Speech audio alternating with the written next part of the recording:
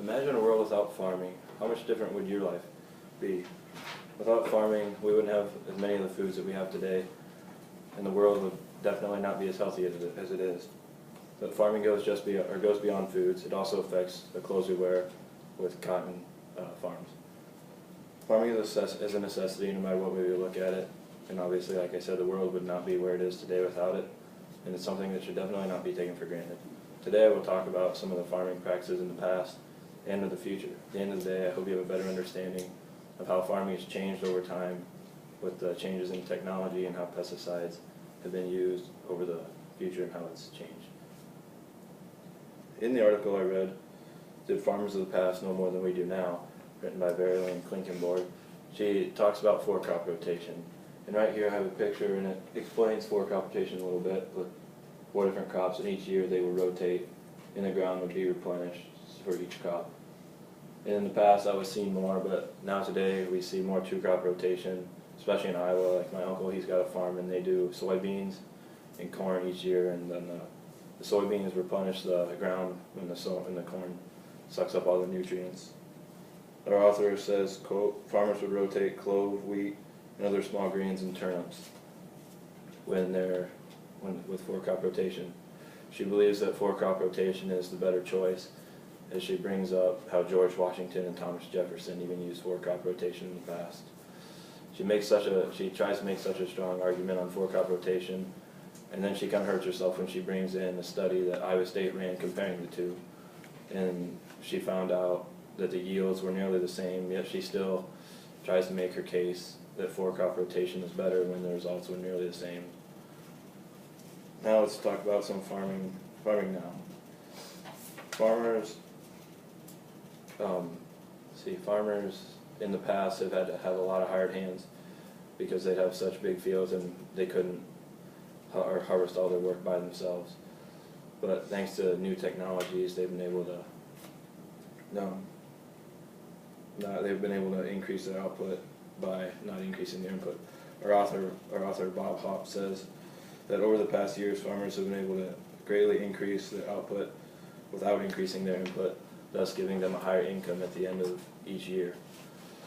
Two of the inputs that they have decreased were the land and labor.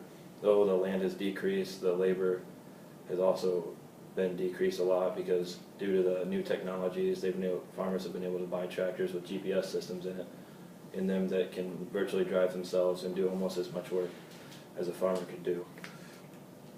Our author says again, quote, farmers have started using newer, better fertilizers that have helped increase their output by nearly 50% as well, thus giving them a higher income at the end of each season.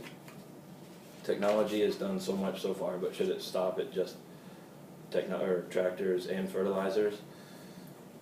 Over the years, farmers have relied heavily on fertilizers, such as manure, to help their crops and help the soil rejuvenate each year and grow their crops stronger. Recently, more pesticide use has been increased, so more farmers are using as many chemicals as they can to increase their crops, because the chemicals can also kill bad things in the field, but they can also have lingering effects on humans. Our article I read, Regulating Pesticides, Does the Crackdown Go Far Enough?, by David Hosansky. He talks about the pesticide crackdown in 1999. He says, quote, 2 commonly used pesticides that have been banned are methylpyrathon and azofosmethyl. These chemicals raise concern due to overexposure that they would cause nervous system damage in people, and like especially infants and adults that were around them, and it could cause sickness, disease, or nearly death if they were around them too much.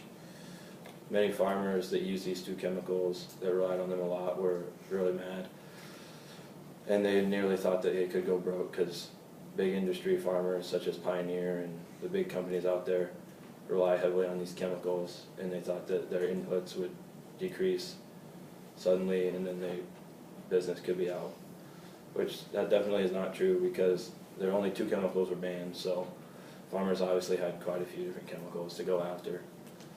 And as we can tell, the farming industry hasn't gone down much, and there's obviously still land out there being harvested and crops to being sold. Now that we've covered these topics, hope you have a better understanding of technology in the past, farming now, and uses in technology and pesticides. Farming is definitely a necessity no matter what way we look at it.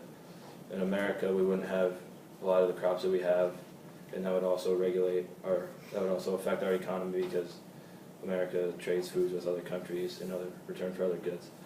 Farming is also a huge industry in the state of Iowa, and without it, our state would definitely be worse than it is right now.